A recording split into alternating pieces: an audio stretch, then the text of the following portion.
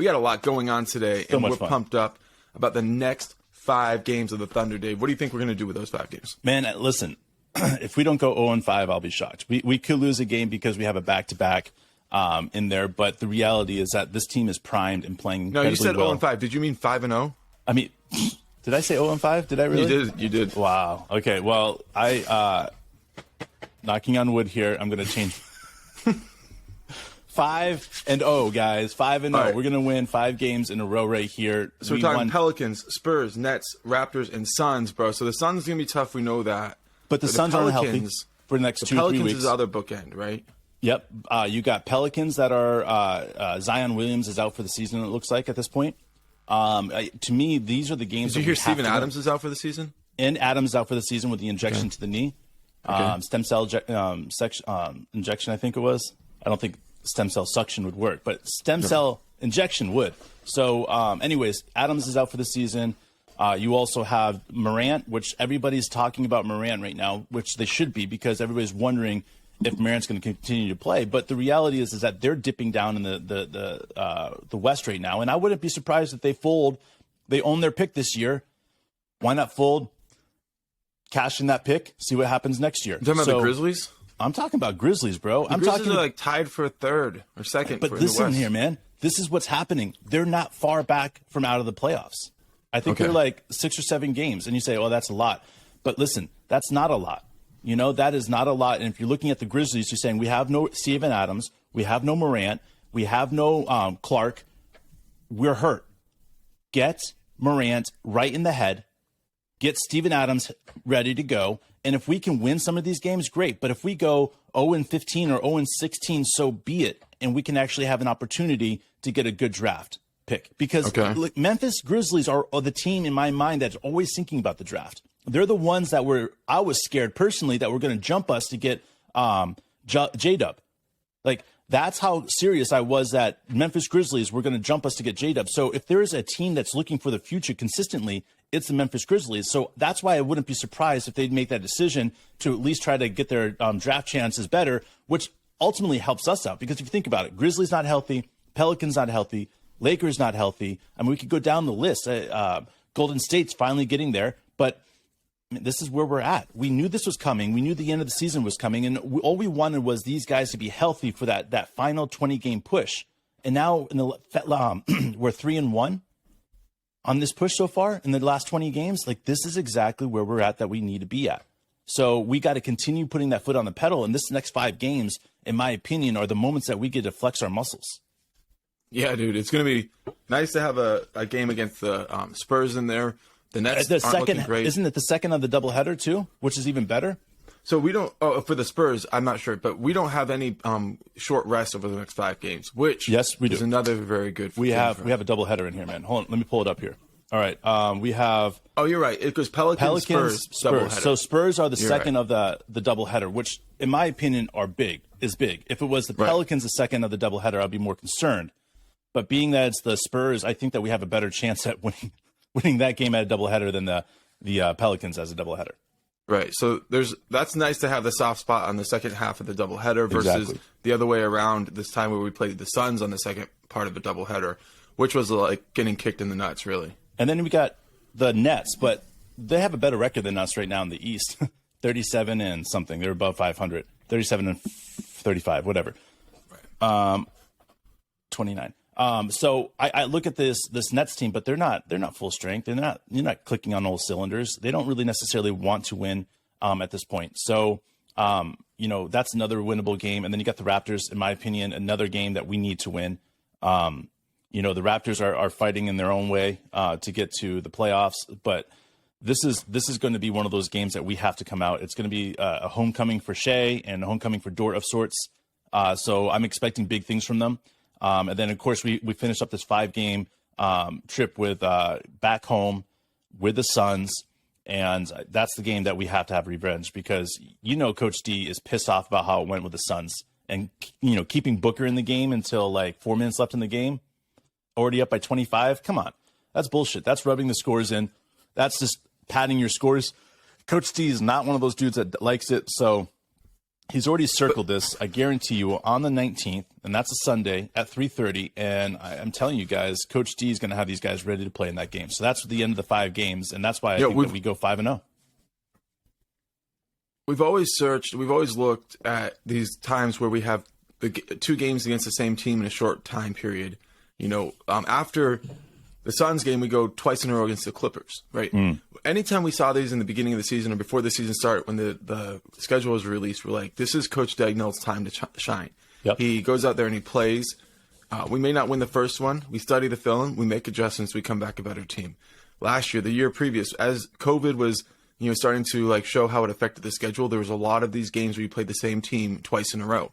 Yep. And Coach Dagnall shines in those moments. So this second game against the Suns is that game. We looked at it. We said, post-All-Star game, we're going to be seeing the Suns in a back-to-back, and then we're going to come back and we're going to have a chance to really get back at them. Now, they could have KD back, so they could be full strength, but at the same time, we could be full strength, and I like our chances.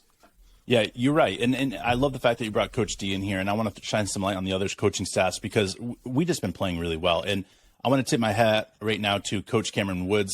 He is the G League coach this year. Phenomenal job. Coach Gibbs was a G League coach last year, but Cameron Woods is doing a great job with those young players and getting them playing hard. Throw it out there, Coach Gibbs. He has stepped up and is one of the assistant coaches for Mark Dagnall this year. I love what he is doing. He is truly spectacular in getting a hold of those guys, and especially working with the guards. He's just a great guy. And then Coach Bliss, who works with the centers and the big guys. Also, I see him working with the guards, but Coach Bliss is truly a spectacular mental coach. In my opinion, these 3 guys are the reason, the assistant coaches are the reason that this team is doing so well. Yes, we can say that Coach D's effectiveness as coaching is great, but being able to develop these players at a high rate like these guys are is everything. If you guys can, go look those guys up, go look at their careers, go look at where they played. And then you got also Coach Chip England that has truly changed the way our guys shooting. And one thing to look at is the Suns. Their coaching staff is really a former coaching staff group of our coaches. Monty Williams was an assistant coach for us. Then you look down the bench, they have a number of assistants that came from us. And when you heard Sarge talking about going to the Thunder, he said he had heard a lot of good things. And somebody asked from who, and he said the coaches. A lot of the coaches have experience in Oklahoma City. So looking at the Suns coaching staff and saying that's like a mature version of our young coaching staff is a really good comp.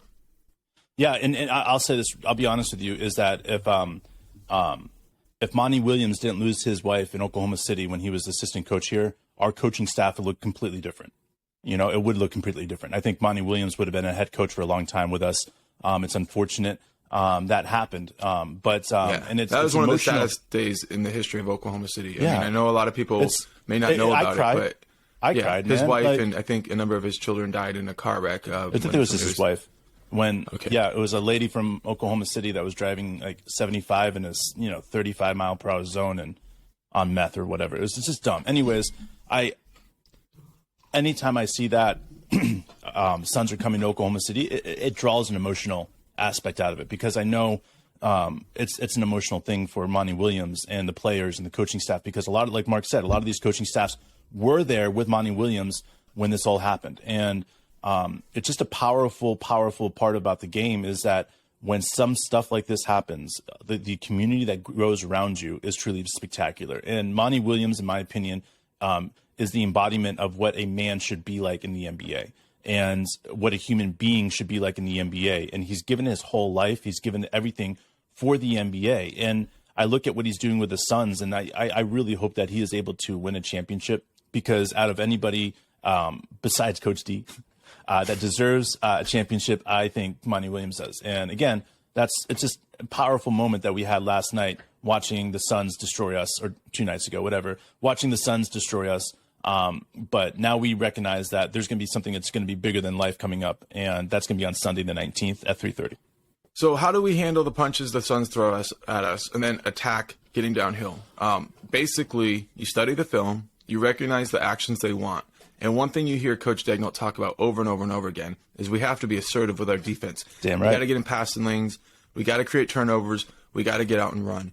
And that's something that we really didn't do very well against the Suns, but that's okay because their objective as a team is to avoid that at all costs. So how do we make our game plan imprint our mission on their game plan. And the way to do that is, frankly, Shai and J-Dub coming out and playing those jumbo wings for us. Because if we got Giddey, Shai, and J-Dub playing those passing lanes, all those passes that were to open shots with Booker are getting deflections. There's a chance that we have a get out and run. Like, everything good happens when we create deflections and we run. Man, you're right. And if you look at the way that these guys played defense against the Suns this last time, I felt like the Suns were the ones that were creating the first contact on offense. And to me, that's the opposite the way it should be. The defensive players, if you're a good defensive team, needs to be the people that are making the first contact, especially the guys with the ball. You got to get up there in their faces. If you're up there in their faces and you're making yourself known with body contact, like, it's going to be a lot harder to get around you. You know, it's going to be a lot harder to take that type of insult and harassment for 48 minutes in the game. You know, I felt like we were playing them off of them, a lot of it, this last game, and not allowing our defense to create that first contact. And when you let the offense create that first contact, it's because they're already past you. They've already driven past you. They already have 2 dribbles past you, and then they're wrapping their arm around to go up. I mean, it's over. You know, like, there's nothing you can do at that moment. So that's why we have to look at this, and we have to get up there on defense. We have to make them feel uncomfortable. We have to feel like we're already in their asshole, and there's nothing they can do to get us out. And then the problem was, this last game we played against them, like, there was no friction. There was nothing. It was like, we let them do what they wanted to do, and they scored 132 points doing so. And that's just the way that's going to go unless we are able to step up as a team. So that's what we're looking for, man. We want to get up in their assholes, and we want to make sure we stay there the whole game. That's it, baby. Like a truly well-designed butt plug. We're there for you guys. Thanks for joining us, everybody. We're going to see you next time. Thunder up.